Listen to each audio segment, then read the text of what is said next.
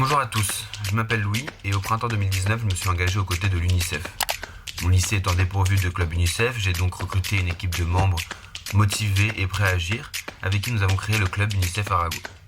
Aujourd'hui, ces membres, ils vont vous présenter leur rôle en tant que jeunes ambassadeurs, les projets qu'ils ont réalisés, ainsi que les missions qu'ils doivent remplir et comment devenir jeune ambassadeur. Je leur laisse donc la parole. Un jeune ambassadeur, c'est un jeune qui a entre 10 et 25 ans, qui s'engage auprès de l'UNICEF pour organiser par exemple des événements à son échelle, c'est-à-dire dans son lycée ou dans son école. Et à Paris, on a déjà 260 lycéens engagés dans 50 lycées différents. Alors moi depuis très jeune je voulais faire des actions dans l'humanitaire. Sauf que le problème c'est qu'on nous disait toujours qu'on était trop jeune ou alors qu'on n'avait pas encore assez de recul sur le monde ou qu'on n'était pas assez mature. Et du coup l'âge c'était un frein. Et quand il y a un camarade à moi qui a ramené l'UNICEF au lycée, qui l'a instauré, et qu'on nous a dit que les lycéens c'était les principaux acteurs, je me suis dit que c'était une occasion parfaite pour pouvoir m'engager entre guillemets dans l'humanitaire. Surtout que l'UNICEF c'est un groupe qui n'est pas inconnu. Si on dit le mot UNICEF, on sait que c'est un gros groupe qui fait vraiment des grosses actions. Donc savoir qu'en plus je ferais partie d'une organisation aussi importante, ça m'a vraiment donné envie et c'est ça ce qui m'a fait venir à l'UNICEF. Juste le fait de pouvoir servir à quelque chose, c'est vraiment une des principales raisons de mon engagement. J'ai voulu devenir jeune ambassadrice pour pouvoir protéger le droit des enfants et donc après pouvoir faire des missions et pour après récolter des fonds et avec les fonds qu'on a récoltés pouvoir aider les enfants qui sont en difficulté. Donc en tant que jeune ambassadeur, on a diverses missions. Donc la première c'est de représenter l'UNICEF au sein du lycée Arago.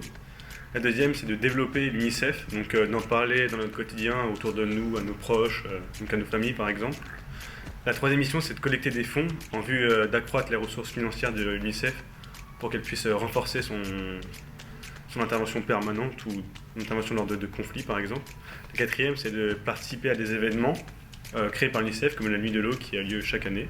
La cinquième, c'est de recruter des jeunes ambassadeurs pour qu'ils intègrent le groupe et puissent nous aider à créer nos propres projets, donc qui est la sixième mission, de construire nos propres projets.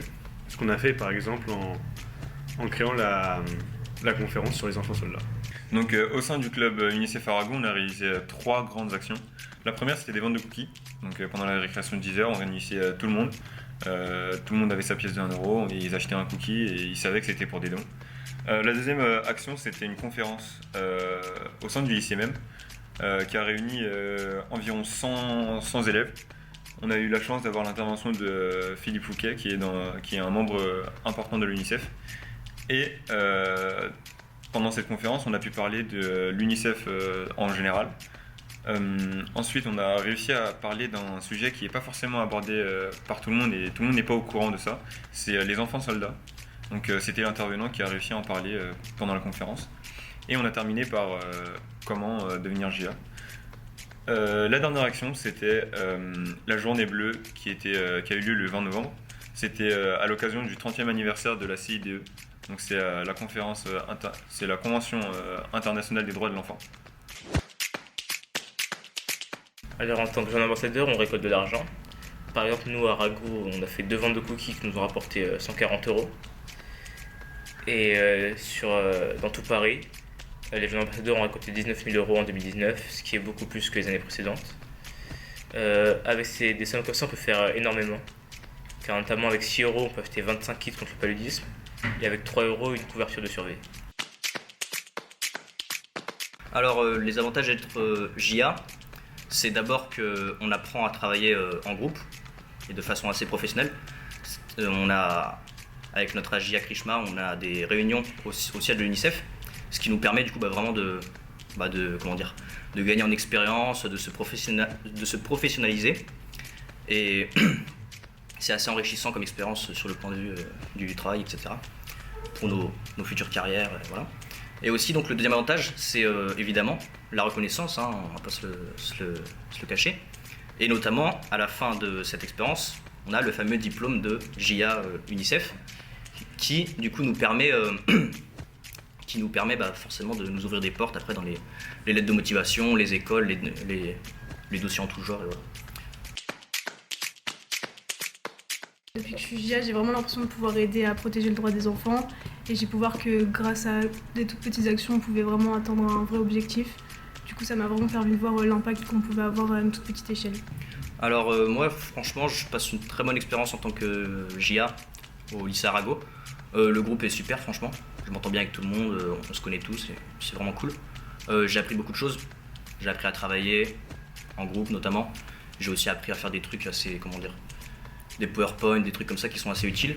J'ai beaucoup de souvenirs vraiment inoubliables. La conférence notamment, c'était vraiment un truc de ouf. Je trouve ça vraiment chouette de pouvoir apporter un petit peu notre aide pour promouvoir l'image de l'UNICEF dans le monde, apporter notre pierre à l'édifice. Pour devenir jeune ambassadeur, c'est très simple. Il y a un formulaire à remplir qui est sur le site de myunicef.fr. Une fois ce formulaire rempli, on le fait signer par les parents parce qu'on est quand même mineur, donc c'est à eux de décider. On remplit un chèque de 10 €, on l'envoie au comité, on va chercher son t-shirt et c'est fait. Et surtout, faut pas prendre les 10 € comme un frein parce qu'on l'a vu précédemment, 10 €, on se dit que c'est peut-être beaucoup, mais ça correspond quand même à pas mal de choses pour un don UNICEF, donc faut vraiment pas que ce soit un frein.